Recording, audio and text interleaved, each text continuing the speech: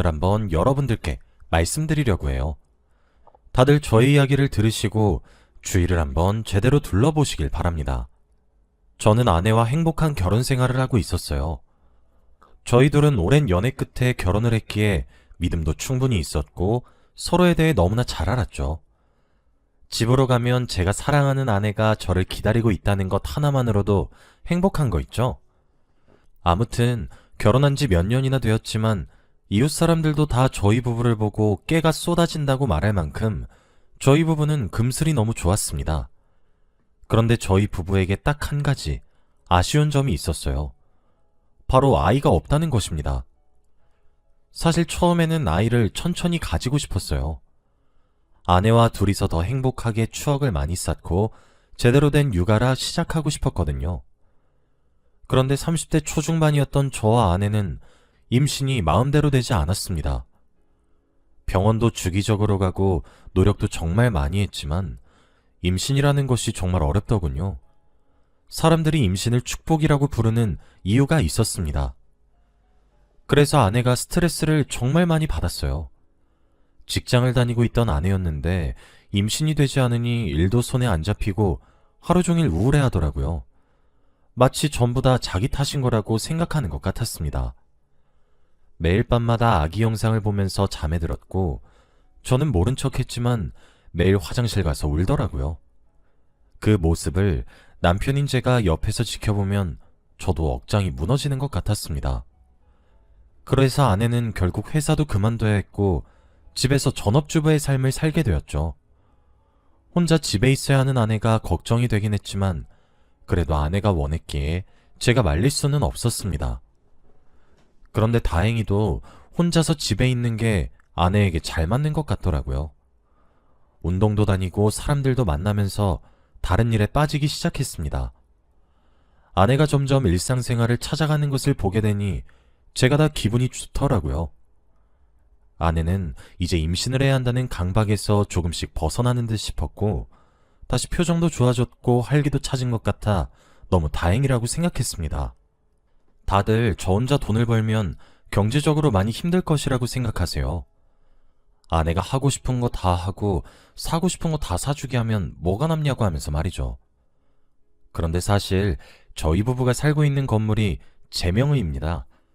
빌라이긴 하지만 그래도 부부나 어르신분들이 많이 살아요. 성인이 되자마자 아버지한테 물려받았고 제가 관리도 하고 입주민들과 소통도 합니다. 그래서 월세를 받으면서 살다 보니 나름 먹고 살만했죠. 그런데 제가 직장도 다니고 건물 관리까지 하니까 너무 힘이 들더라고요.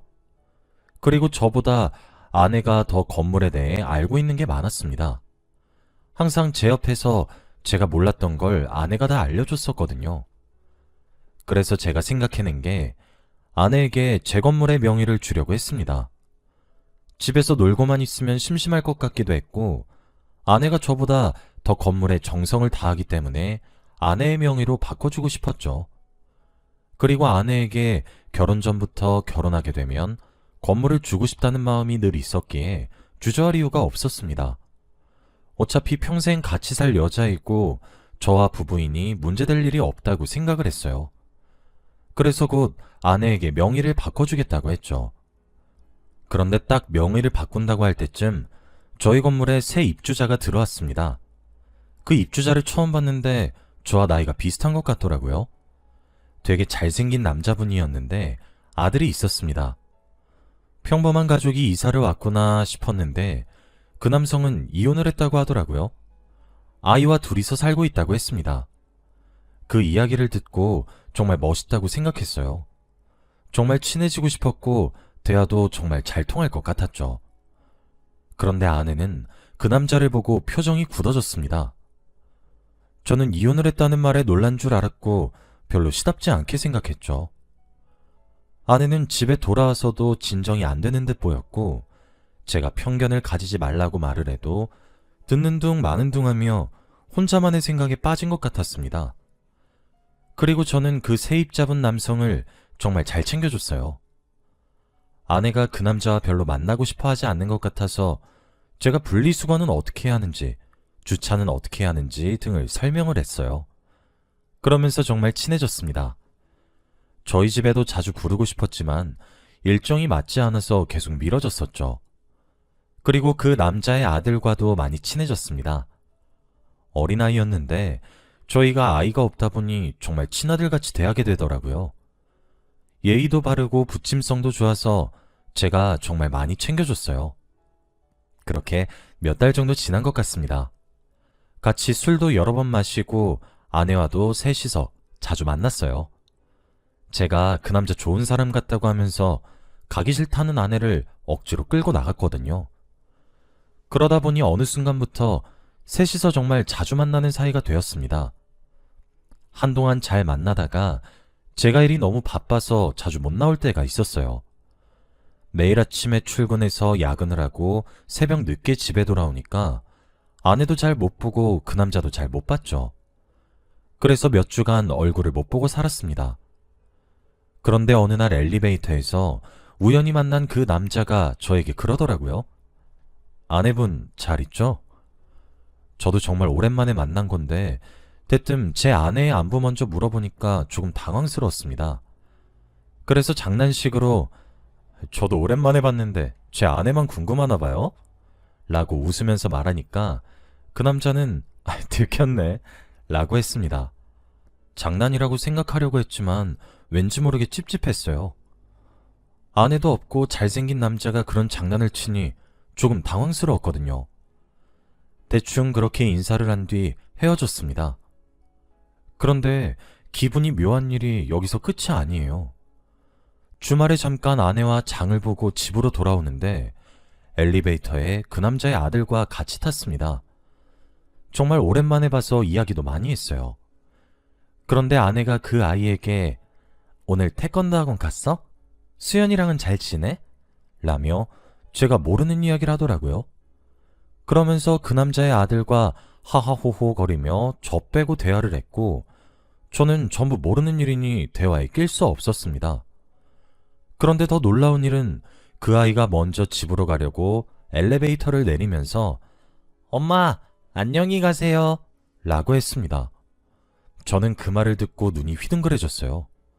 아내는 아들, 잘 가 라고 하며 아무렇지 않게 대답했죠. 저는 그런 아내한테 왜 다른 남자 아들한테 아들이라고 해? 라고 하며 놀란 표정으로 쳐다보니 아내는 여보, 왜 이렇게 꽉 막혔어? 그냥 정말 아들 같아서 그런 거야 라고 했죠. 그건 그렇다고 쳐도 왜 이렇게 그 남자 아들에 대해서 잘하냐고 물었습니다. 그 아들이 태권도를 가고 수연이라는 그 아들의 친구는 어떻게 하냐고 꼬치꼬치 캐물었어요. 그런데 아내는 제가 진지하게 나오니 당황스러워하는 것 같았습니다. 나중에 내가 건물 받을 때 대비해서 입주자 관리 차원이지. 왜 이렇게 진지해? 제가 너무 꽉 막힌 생각인 건가 싶었고 제가 예민하게 받아들인 거라고 생각했죠. 그 남자는 아내의 안부를 물어보고 아내는 그 남자의 아들에 대해서 너무 잘 알고 있으니 찝찝하긴 했습니다. 그래도 제가 아내를 많이 믿으니까 참아보려고 했어요. 정말로 아내가 세입자를 많이 아껴서 그런가 싶었습니다. 좋은 집주인이 되기 위해서 이렇게 노력을 한다고 생각하려 했죠. 일부러 허튼 생각은 하지 않으려고 했습니다. 그런데 아내는 여기서 멈추지 않았어요. 시간이 지날수록 옷도 짧아지고 화장도 진해지더라고요. 원래 항상 집에 있거나 운동하러 나가는 일밖에 없어서 옷장에는 운동복만 가득합니다. 그런데 어느 날부터는 치마와 니트 혹은 블라우스처럼 되게 꾸미고 나가야 하는 옷들만 있더라고요. 한 번은 치마가 왜 이렇게 짧냐고 물었는데 아내는 기분 전환 이라고 하며 아랑곳하지 않았습니다. 임신 때문에 스트레스 받아서 일도 그만두고 집에서 쉬고 있는 사람한테 이래라 저래라 하는 건 영 아닌 것 같아서 더 이상 보채지 않았어요. 그래도 아내가 알아서 잘하고 다닐 거라고 생각을 했었죠. 그런데 어느 날이었습니다. 평소처럼 저는 아침 일찍 출근을 했고 아내는 집에 있었죠. 원래라면 제가 회사에 있을 때 전화를 하지 않는 아내가 그날은 전화를 하더라고요. 왠지 모르게 급한 일이라는 생각이 들었고 저는 몰래 회사에서 전화를 받았습니다. 그런데 아내가 하는 말은 정말 충격적이었어요. 바로 장모님께서 쓰러지셨단 말이었습니다. 저는 너무 놀라서 지금 당장 가겠다고 말을 했지만 아내는 안 와도 된다며 이미 자기가 가고 있으니 올 필요 없다고 했죠. 그래서 퇴근하고 바로 간다고 하니까 그것도 안 된다고 했습니다. 그러면서 집안 분위기 안 좋으니까 자기가 연락하기 전에는 오지 말라고 했고 연락을 잘 못할 수도 있다고 했죠. 저는 알겠다고 한 뒤 전화를 끊었습니다. 저는 아내의 연락을 기다릴 수밖에 없었어요. 아내는 제가 퇴근할 때까지 한 통의 연락도 하지 않았어요.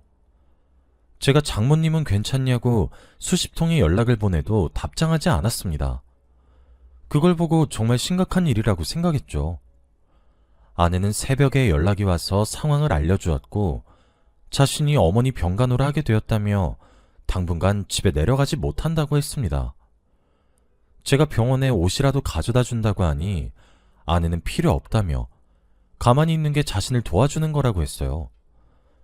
왜 이렇게까지 제가 가는 걸 막는 건지 이해가 안 되긴 했지만 그래도 아내의 말을 들으려고 했어요. 그래서 한동안 집에 저 혼자 있었습니다. 아내가 없으니 집이 너무 공허하고 넓게 느껴지더라고요.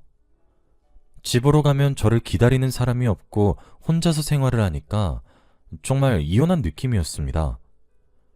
그런데 아내와 떨어져 있어도 연락은 자주 했어요. 혹시 무슨 일이 있는 건 아닌지 걱정이 되었거든요. 그래서 영상통화도 자주 하고 연락도 많이 했습니다.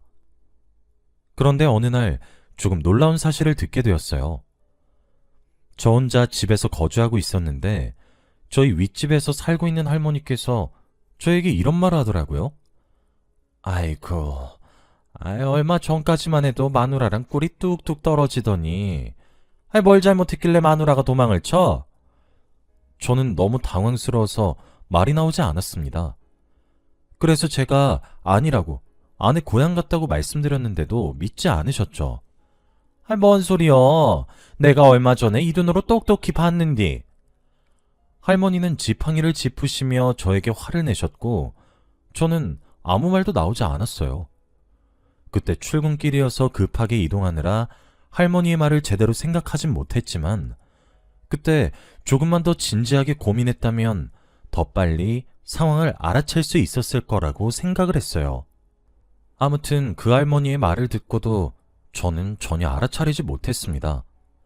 그리고 할머니가 나이가 드셔서 다른 사람을 제 아내로 착각한 거라고 생각했죠. 저는 그날도 평소처럼 살았고 아내와 연락도 열심히 하고 퇴근을 했습니다. 그런데 집에 도착하니 아내가 서프라이즈로 저에게 연락도 없이 왔더라고요. 저녁을 진수성찬으로 차려놓고 저를 기다리고 있었습니다. 너무 놀랐고 거의 한 달 만에 아내를 보니까 기뻐서 날뛰고 싶었어요. 그래서 같이 행복한 저녁 식사를 하고 아내와 그동안 있었던 일들을 구구절절 늘어놓으며 좋은 시간을 보냈죠. 그 뒤로 아내는 평소와 똑같았습니다. 장모님은 지금 아내의 오빠가 병간호를 하고 있다고 했고 얼마 뒤에 다시 교대를 해야 한다고 했어요. 제가 간다고 하니 지금 코로나 때문에 면회가 되지 않는다고 하더라고요. 그리고 휴대폰도 만지면 안 돼서 연락도 못 받는다고 했습니다. 장모님의 건강이 걱정되긴 했지만 그래도 심각한 게 아니라고 했으니 걱정하지 않으려 했어요. 아내가 돌아오고 한 달쯤 되었을 때입니다. 그날도 여느 때와 다름없이 저는 출근을 했고 아내는 집에 있었죠. 기분 좋게 출근을 하고 업무를 보고 있는데 갑자기 윗집 할머니에게서 전화가 왔습니다. 혹시 집에 무슨 문제라도 있으신 건가 싶어 전화를 받았는데 할머니의 목소리가 이상했어요. 금방이라도 숨이 넘어갈 듯한 목소리셨고 지금 당장 집으로 오라고 하셨죠. 무슨 일이냐고 하니 할머니는 지금 자네 집에 도둑 들었어 라고 하는 겁니다. 저는 너무 놀라서 마음이 급해졌어요. 할머니는 어떤 남자가 모자를 눌러쓰고 저희 집 비밀번호를 치고 들어가는 걸 봤다고 합니다. 그래서 전화를 했다고 했죠. 저는 순간 집에 혼자 있을 아내가 너무 걱정이 되었고 바로 회사를 뛰쳐나와 집으로 갔습니다. 그리고 가는 동안 경찰서에도 신고를 했어요. 손이 벌벌 떨렸고 식은땀이 미친 듯이 났습니다.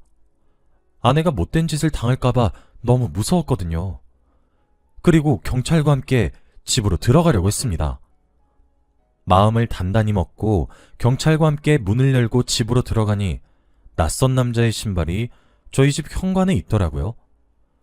안방에서 대화 소리가 들리는 듯 했고 경찰과 저는 인기척도 없이 조용히 갔습니다. 그리고 신호에 맞춰 문을 확 열었어요. 그런데 저는 안방에서 본 장면을 보고 넋을 잃고 말았어요.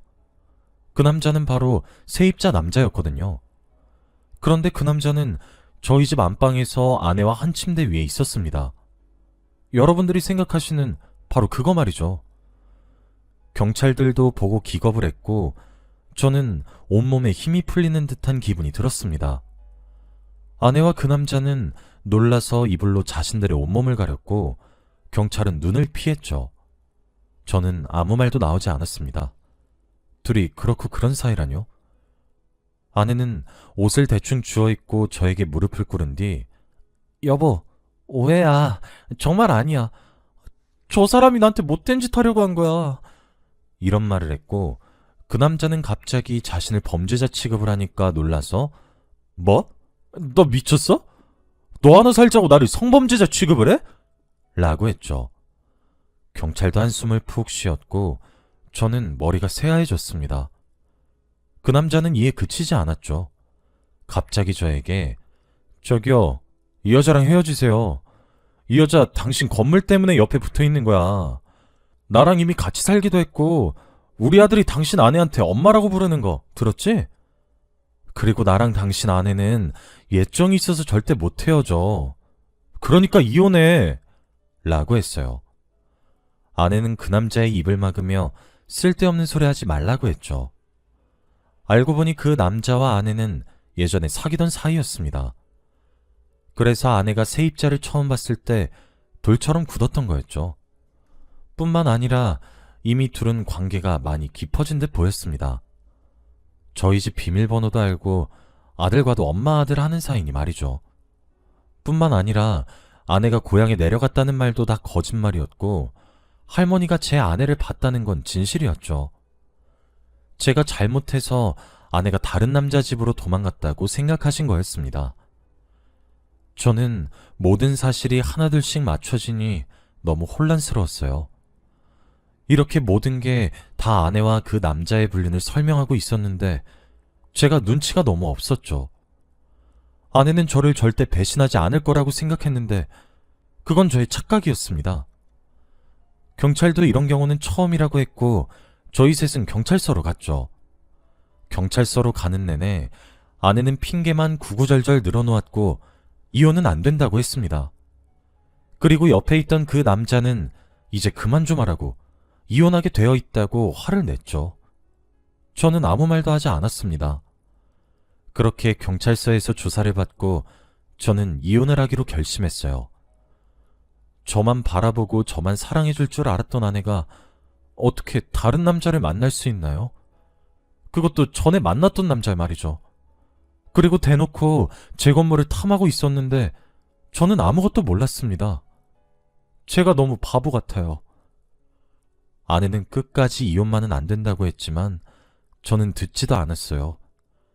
그리고 그 남자는 자기도 양심이 있다며 이사를 했고 아내는 저희 집에서 쫓겨났습니다. 마지막 복수로 위자료도 엄청 크게 요구했죠. 아내가 직업도 없고 모아둔 돈도 없다는 것을 알았지만 이렇게라도 안 하면 나중에 후회할 것 같았어요. 아내와 이혼을 하고 저는 혼자가 되었습니다. 처음에는 모든 일이 믿기지 않았고 꿈을 꾸는 것 같았어요. 어떻게 저에게 이런 일이 일어났나 싶어서 말이죠. 그런데 시간이 약이라는 말이 괜히 있는 게 아니었습니다. 점점 일상생활도 가능해졌고 이제는 그저 과거에 있었던 일이란 생각이 드네요. 그 일이 있고 나서 제 일상도 많이 바뀌었습니다.